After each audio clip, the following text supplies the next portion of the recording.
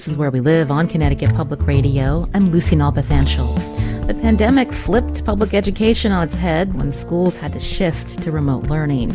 Now, each school district had a different approach, and when they saw their kids struggling, some parents decided to homeschool. The Associated Press reported in 18 states that shared data through the current school year, the number of homeschooling students increased by 63% in the 2020-21 school year. That number fell only by 17% this school year.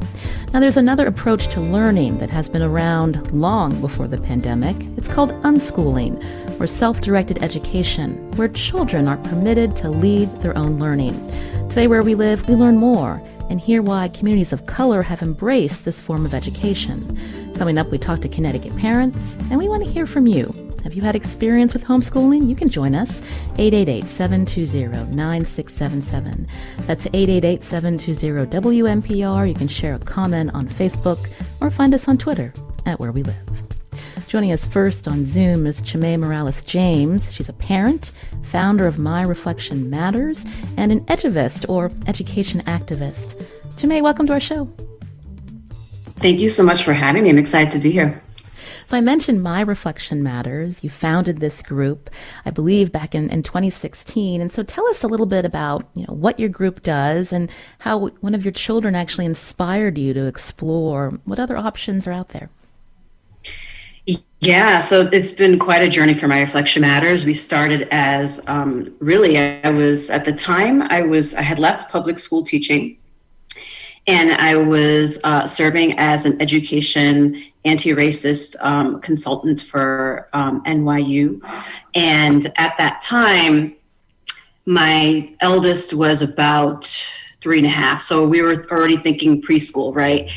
And what I started to notice is someone who was both working in schools as a consultant with teachers and talking about what does it mean to be a culturally responsive educator, and also being a parent. We were having these big conversations around transforming education, and teachers kept coming to me saying, "But where are the tools? I don't have the tools and resources. You're saying we need to reimagine curriculum and the conversations we're having in school, but we don't even have the tools to help guide us through these kinds of conversations and reimagining history from a different lens, right? Stories from a different lens." And I was struggling to also find those kinds of culturally responsive resources as a parent. And so My Reflection Matters was born really out of a need to really initially find culturally relevant resources that really speak to the stories, lived experiences of marginalized communities. And then from there, we started the pre-K thing. It didn't work out for 3 days.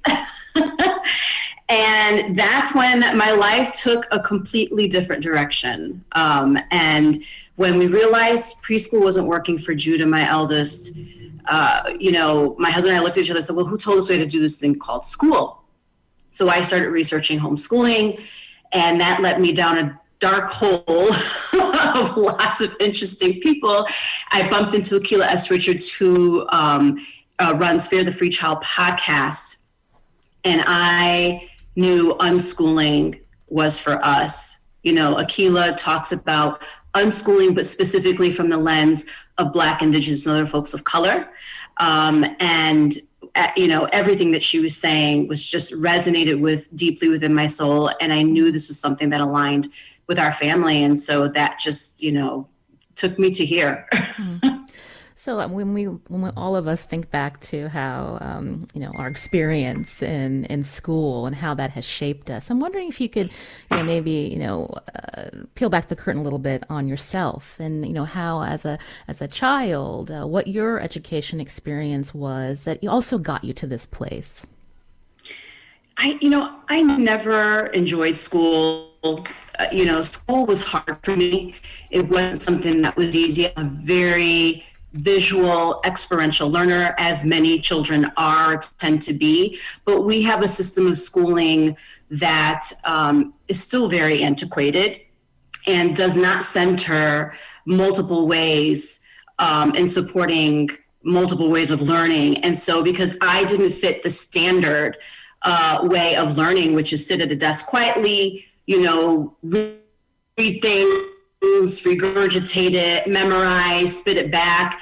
I struggled. I really struggled. School was something I had to work really hard to be quote unquote successful in. And I eventually learned to perform. I learned how to perform as a student, but it was not joyful. And it really sucked out the joy of learning for me. And it wasn't until college that school became more fun and interesting, because in college I had choice. I had the freedom to choose, the kinds of courses and field that I was interested in diving into. And I just rediscovered learning in a way that I didn't get to experience through my earlier years. So yeah, I did not come, and that tends to be the history of my own family. My father also struggled in school. School wasn't enjoyable for my mother. This has gone on for a long time in our family, where we just had to work really hard and learn how to perform school.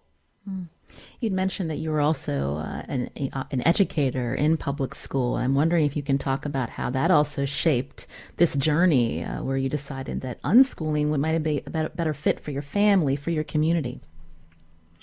Yeah, it's funny, I worked as a public school teacher, both middle and high school here in Connecticut, and I never, even as a teacher, felt like I quite fit in with the norm, right? I was a teacher that sat with my kids in my classroom as we ate lunch. Teachers would ask me, why are you, this is your break, you shouldn't be sitting with your kids.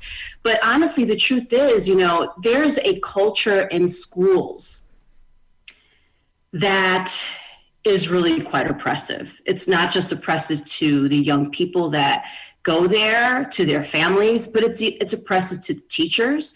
It's oppressive to the leadership. It really is a trickle down, it's a trickle down form of oppression. And I felt that very strongly as an educator.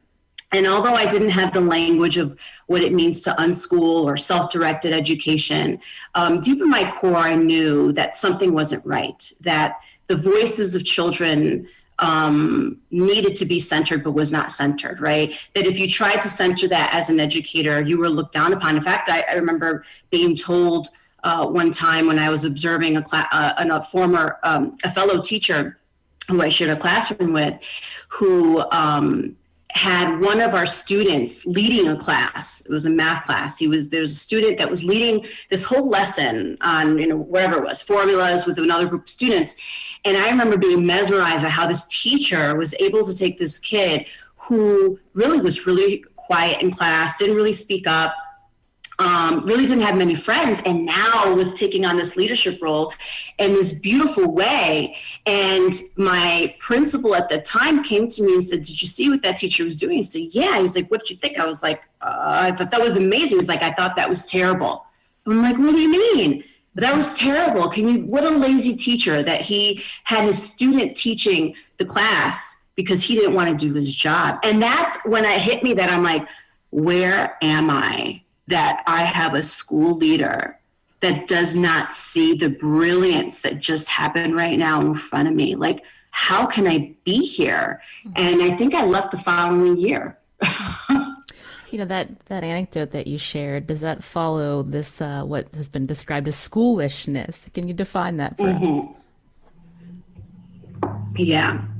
So schoolishness are, when I think of schoolishness, I think about the behaviors and the beliefs that adults have, where they really believe that they should have agency over a child's body, over their thinking, and over, they're the ones that think they should determine what is the life trajectory of a person, right?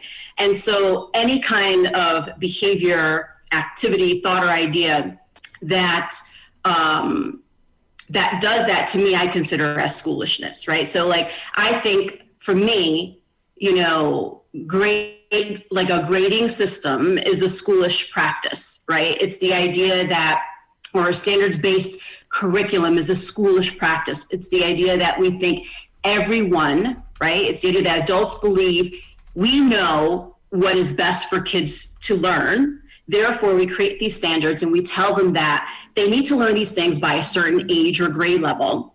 And kids have no agency over what they want to learn, how they learn, and, and how that looks, right?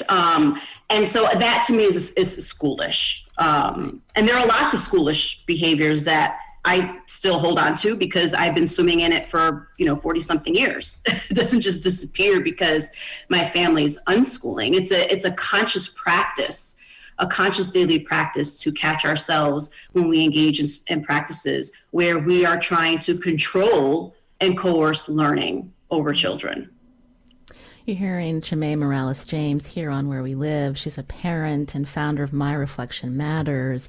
This is an organization that helps families who've chosen unschooling or self-directed education for their children. If you have a question or maybe you're part of this network, you can join us 888-720-9677. That's 888-720-WNPR, or find us on Facebook and Twitter at Where We Live.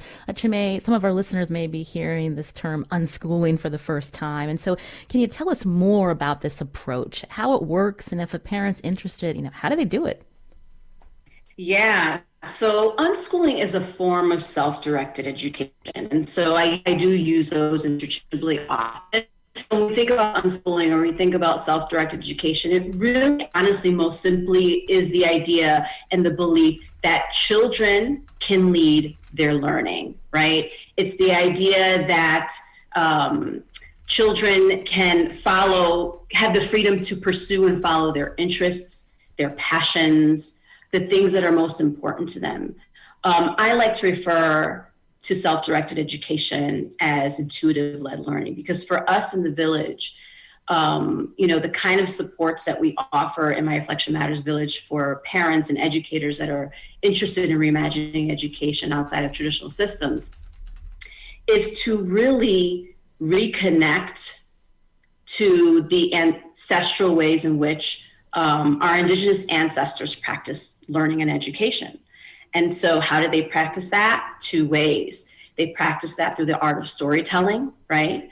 And they practice it by actually doing, right? Like if a child is interested in, cooking, right? They're going to hang out with the elders who cook, right? They're going to hang out. They're going to get messy with them. They're going to make mistakes and learn through those mistakes. And making mistakes in self-directed education is something that we honor and value instead of something that we try to be afraid of, right? In schooling, we often are pushing children to be perfect.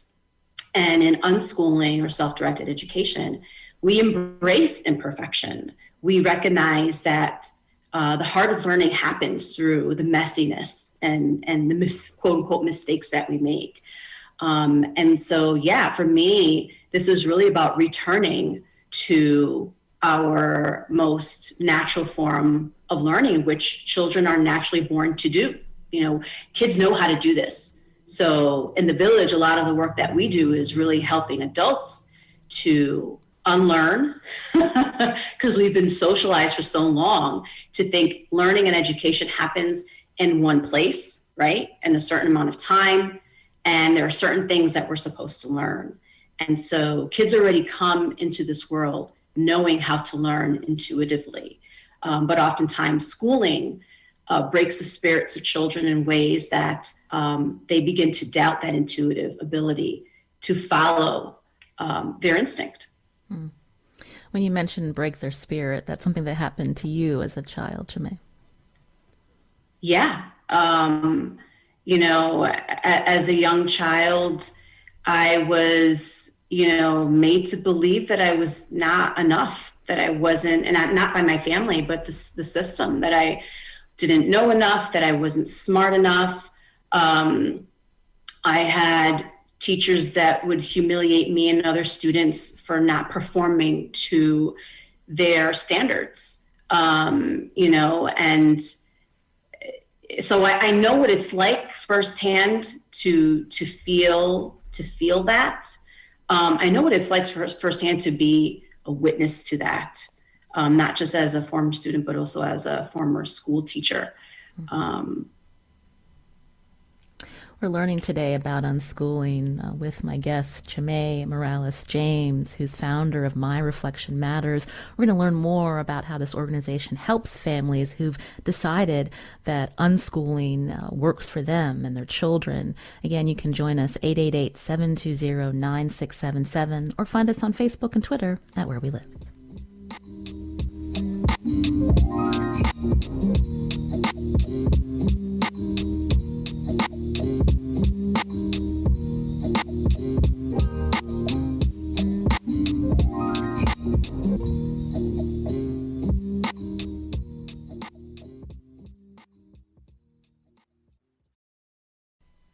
This is Where We Live on Connecticut Public Radio. I'm Lucy Nalpathanchel. Now, unschooling makes up a part of those who homeschool. The Associated Press reports since the pandemic, Black families have become many of the homeschool converts. The proportion of Black families homeschooling their children increased by 5 times, from 3% to 16% from spring 2020 to the fall. That's according to the U.S. Census surveys. Now, in Connecticut, the State Department of Education tells us it collects homeschooling data at the time of a child's exit from public school. In November 2020, there was a slight decrease in the percentage of students from that June who returned to public school as compared to 2019. The department says this slight decrease was attributed to an increase in homeschooling from around 550 students in 2019 to around 3,500 in 2020. And by 2021, students that left to homeschool were around 2,300 as of October 1st. Now, earlier we heard from guest Sylvia Maribei James about why her family chose unschooling for their children. She leads a local network of families who are unschooling or homeschooling their children of color. Sylvia, I'm wondering if you can talk more about this village and the co-op that you founded, how you're helping adults on this journey. Yeah, so, I always tell folks that come to me and have questions about unschooling or home education and are interested that they can't do this alone. You really need community. Now, that doesn't mean if you're a single parent that you can't do that, right? Whether you're a single parent, not a single parent, we all need a village, literally, to raise free people. And so my village has been my family, of course, and also our cooperative. So our self-directed learning cooperative is really, it's a community of amazing families. We center Black, Indigenous, and other folks of color identities because for me, as I was navigating unschooling, I was recognizing very much like the educational system that it's a very white-centric space. And I didn't feel like my family, in some places we were even fully welcomed. And so I started, like a Facebook group. I said, there's got to be other Black and brown folks that are doing this. And that's how the cooperative sort of, slowly evolved. It started with just doing some meetups around our state with other families of color. Folks started getting, passing the word on. And then, as we started to grow, folks started asking, well, are you going to start a co-op? And I didn't know what a co-op was at the time. So I joined one to kind of get a sense of what a cooperative is and thought, we can do this.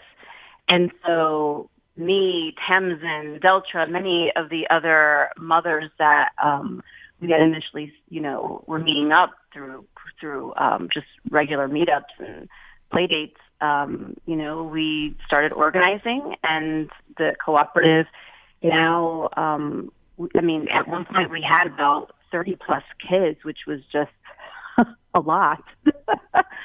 And then pandemic, of course, things changed just like they did in the school system.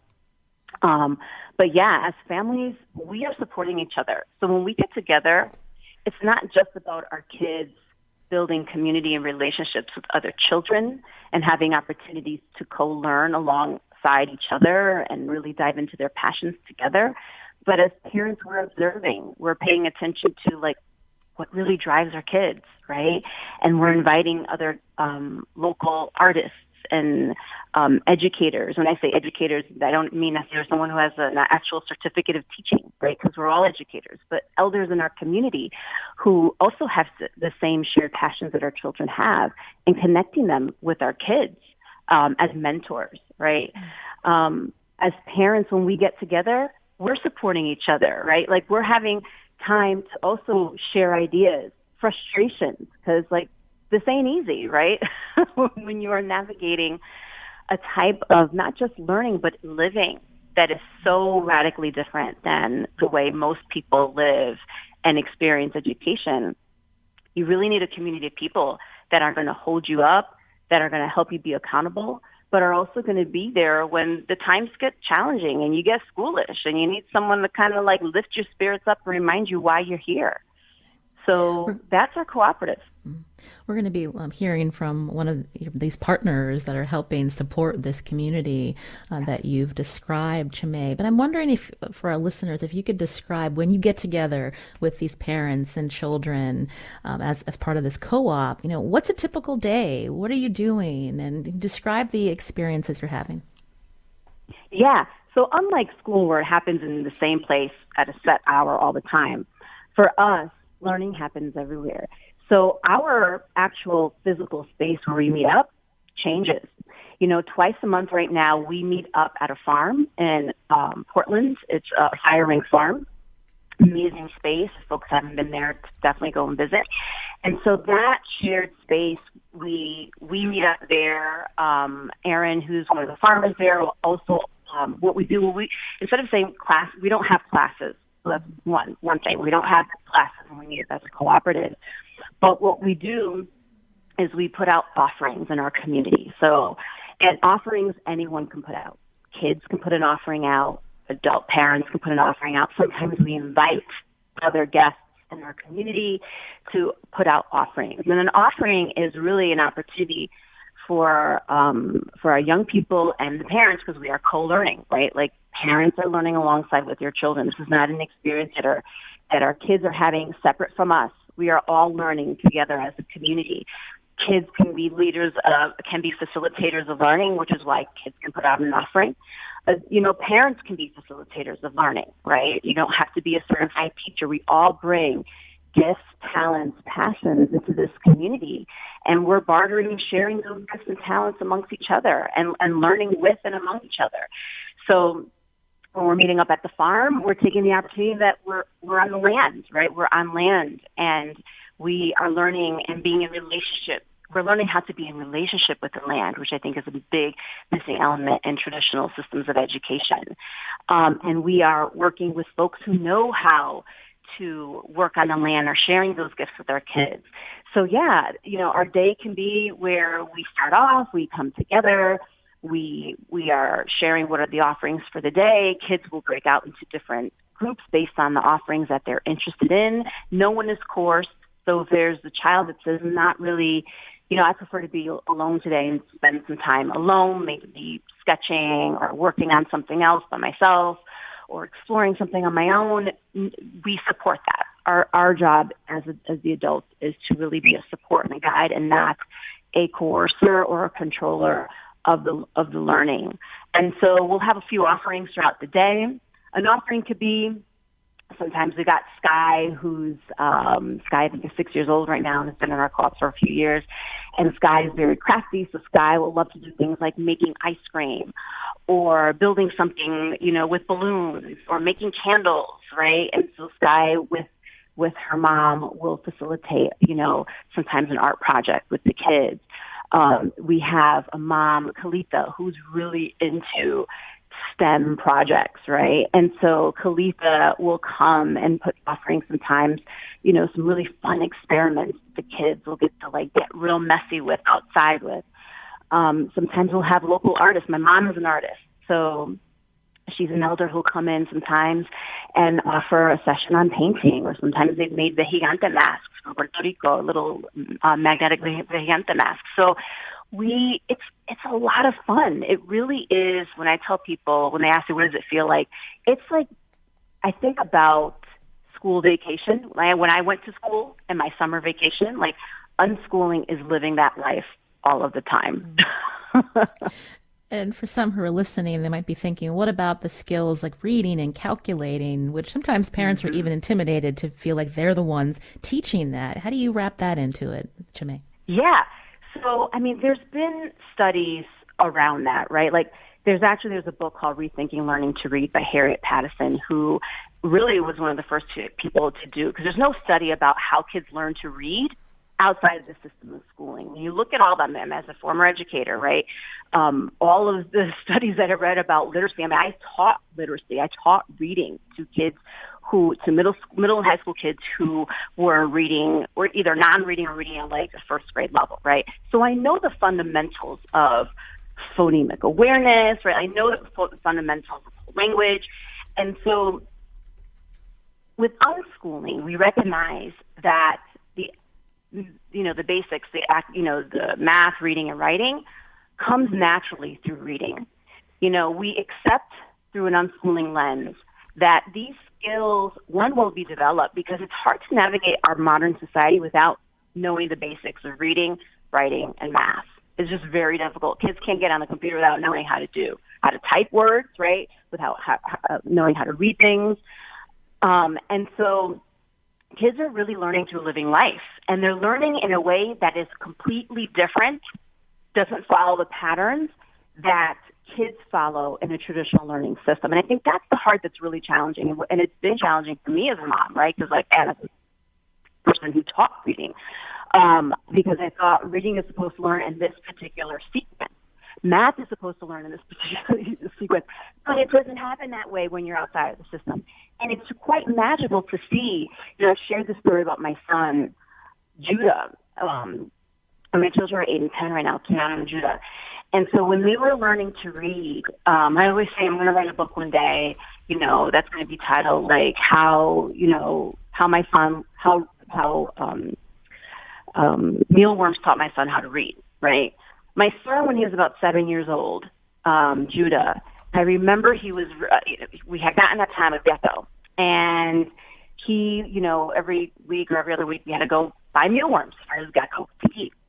And Judah would spend his money on the gecko. And I remember one day Judah said to me, Mommy, buying these mealworms is getting expensive. And I've been researching on the computer.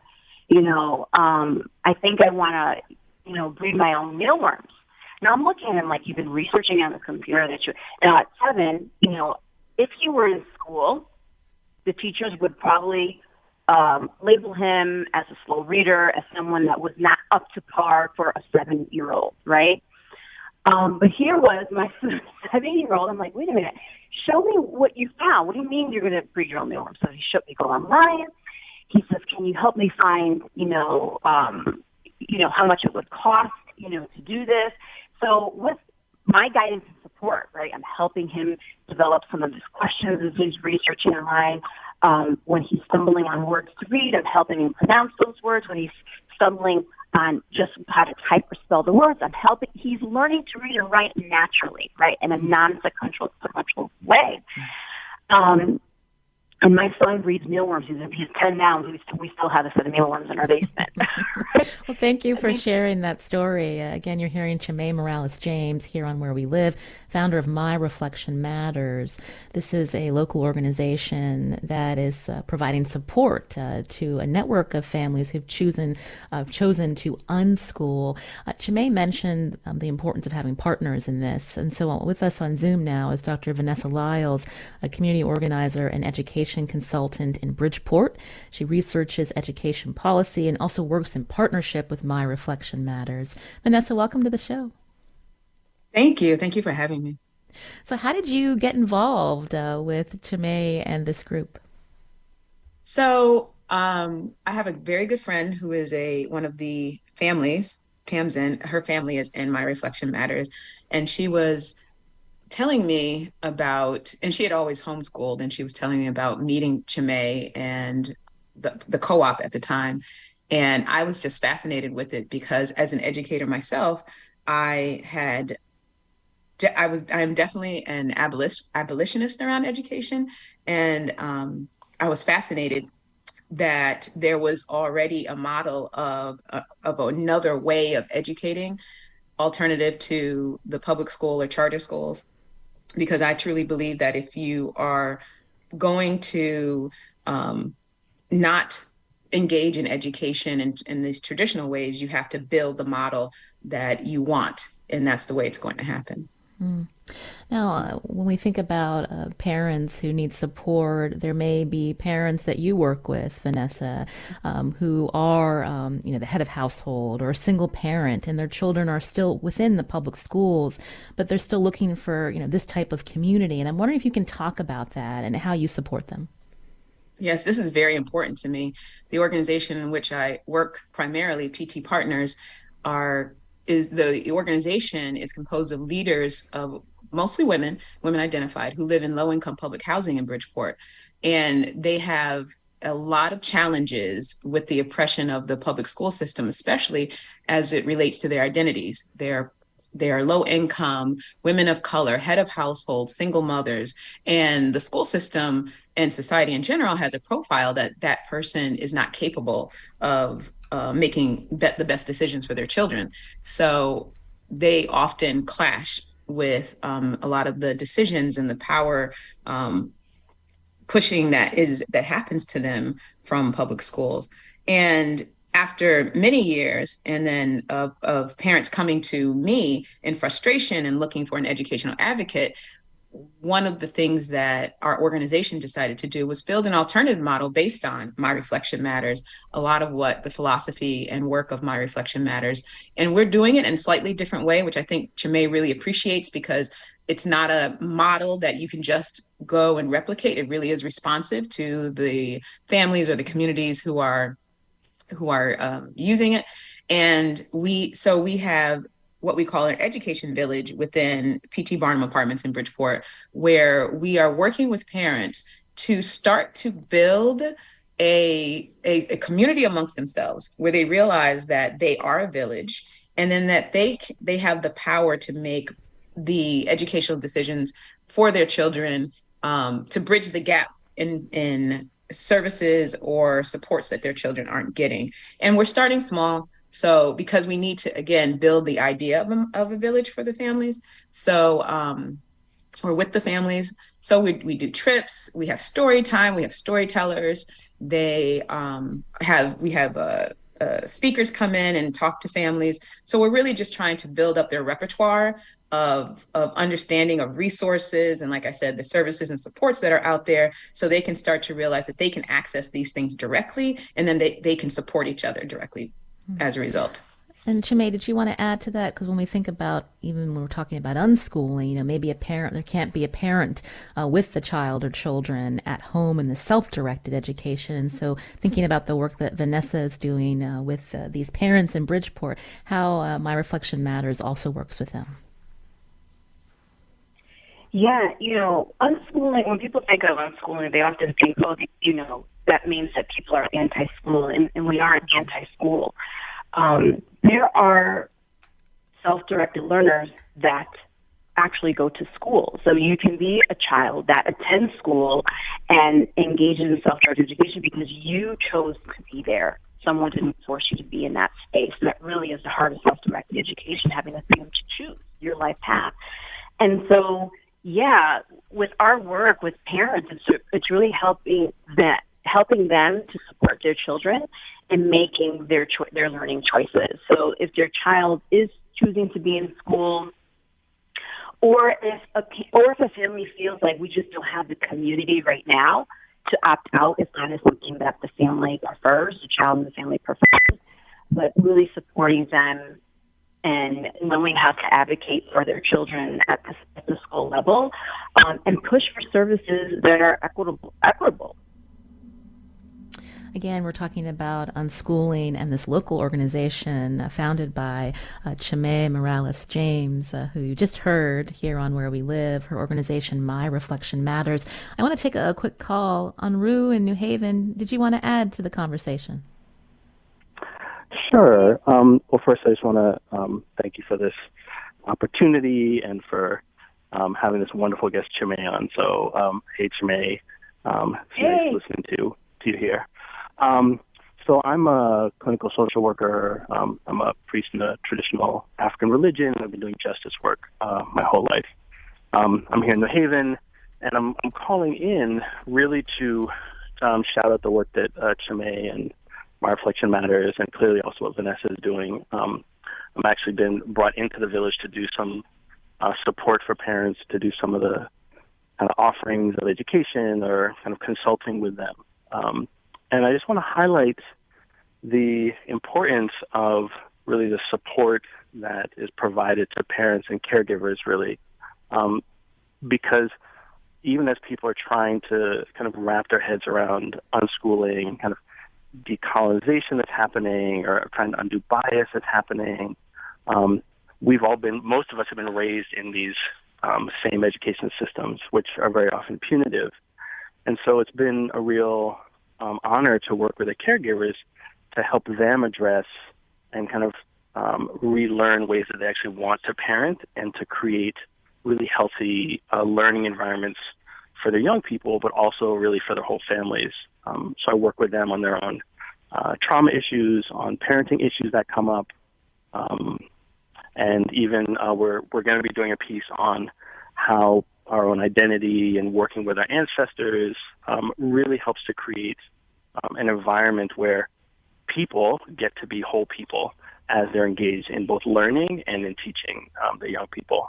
So I just want to just kind of shout out to the work and to the opportunities that are there for obviously young people learning differently, but also really wraps around parents and caregivers and community, and then engages in people in the communities to really help with learning and being some different kinds of people, which is also what we need and is a good alternative. It's a really powerful alternative.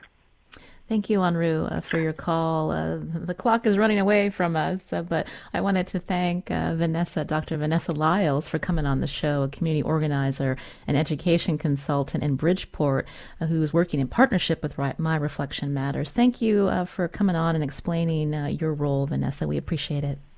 Thank you. Again, staying with us is Chimay Morales-James, who's a parent and founder of My Reflection Matters. We're going to continue talking about this community coming up after a short break, and we're going to hear from another parent too. You can join us. Find us on Facebook and Twitter at Where We Live.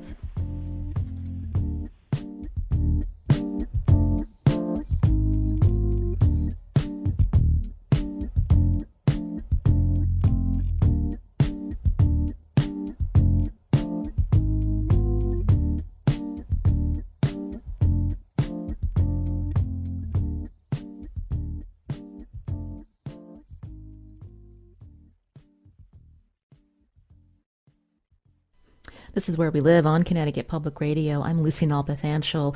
Parents are finding different learning approaches for their children, like unschooling as an alternative to public school education, and more families and communities of color are embracing unschooling or self-directed education with their children, given what their kids have experienced in public schools, like dissatisfaction with the quality of education or even discrimination.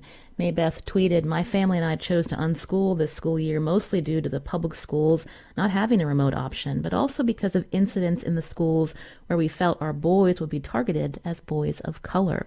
Now, one of the parents that are part of My Reflection Matters, the co-learning co-op to support caregivers who've chosen unschooling, is joining us now on Zoom. Sylvia Maribei lives in Hartford, and she's a member of the My Reflection Matters Village. Sylvia, welcome to our show.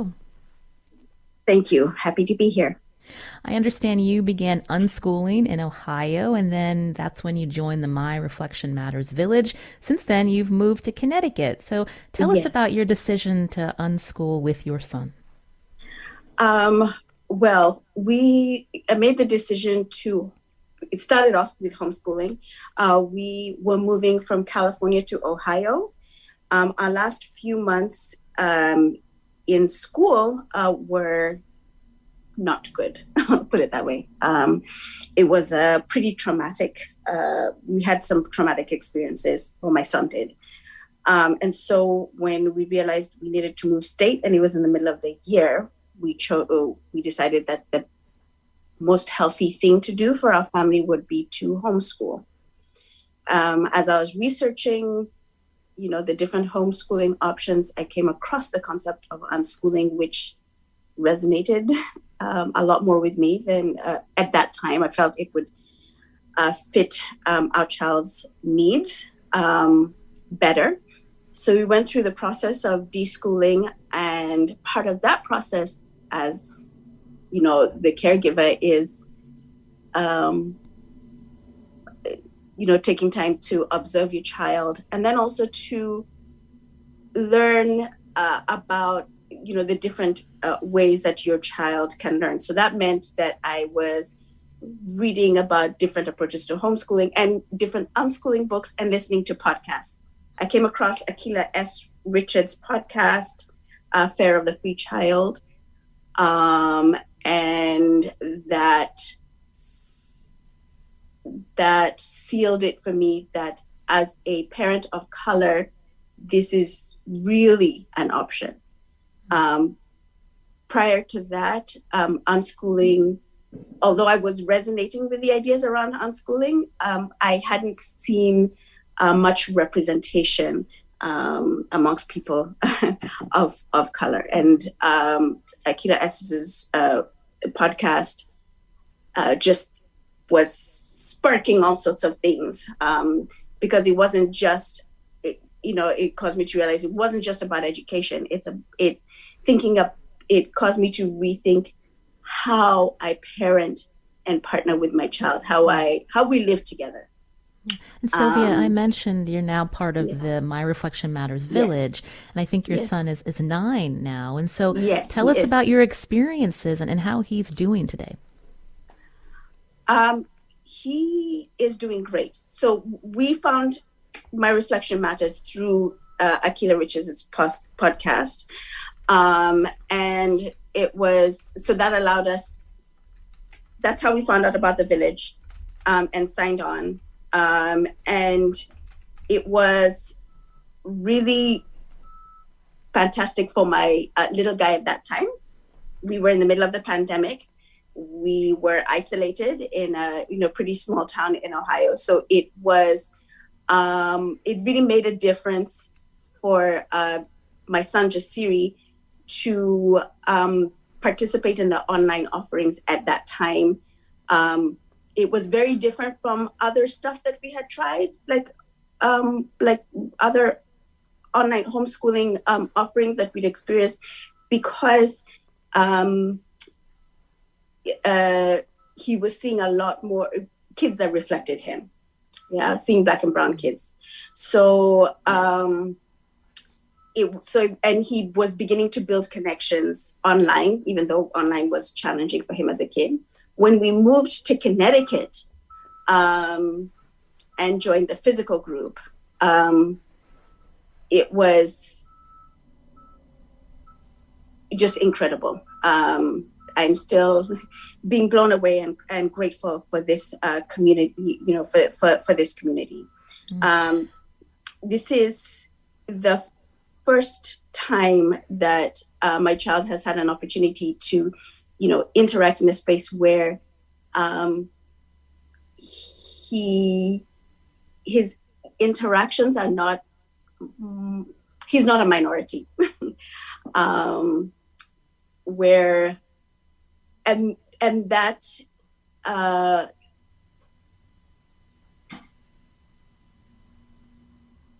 that has been mind-blowing for us. I've been blown away by the kindness of the people in the group, of the other children, and just being able to watch my child learn joyfully with others. Mm-hmm. Most of our unschooling journey has been in isolation. And so, being here with this community has been just phenomenal for him. Well, it's great to hear that it's been... It's great to hear that it's been transformational for both of you. Chimay Morales James is still with us, founder of My Reflection Matters. And so Sylvia's talking about the village, again, that you've created, Chimay.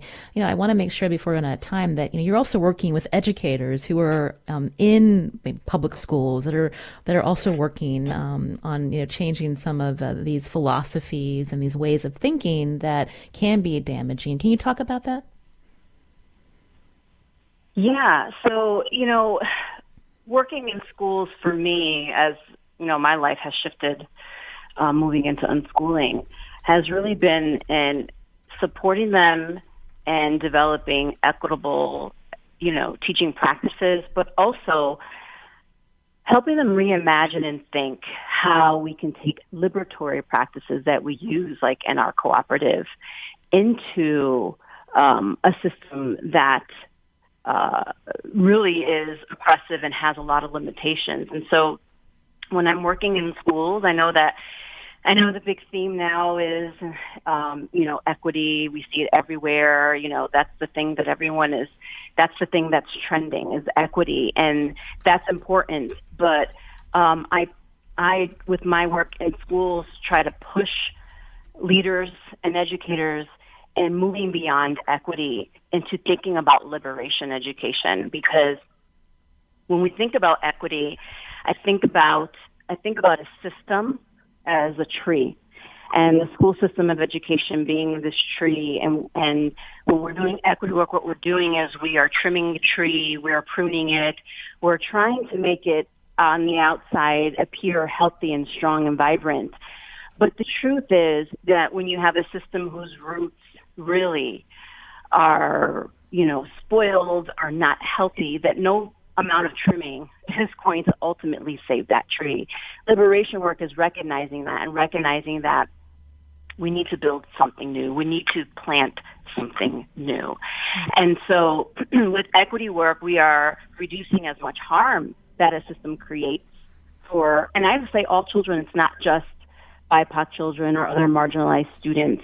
But, we have a system that's integrated, a system that is about training kids to take on jobs that help, the small elites continue to be the elite, right? Like the factory model is still very much alive in our system. And so liberation work is about people on the ground building their own, defining their own, and working in community to do that. And so, a lot of my work is helping educators, how can we center the voices of children? How can we center the voices of parents? How do we work in partnership with young people versus controlling their learning and the environment?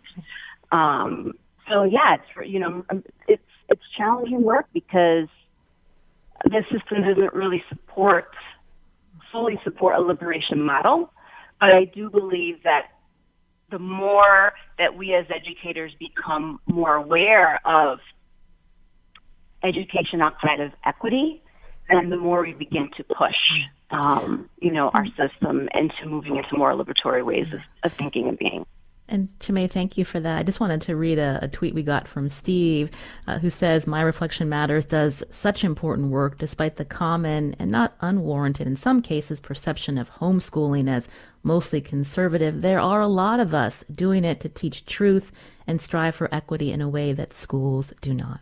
So I want to share that with you. And thank you for coming on the show. We're out of time. Chimay Morales-James, founder of My Reflection Matters. Thank you. And also to Sylvia Maribei, who lives in Hartford. Welcome to Connecticut. Thank you for your story on the show. I'm Lucy Nalpathanchel. Today's show produced by Katie Pellico. We'll be back on Monday.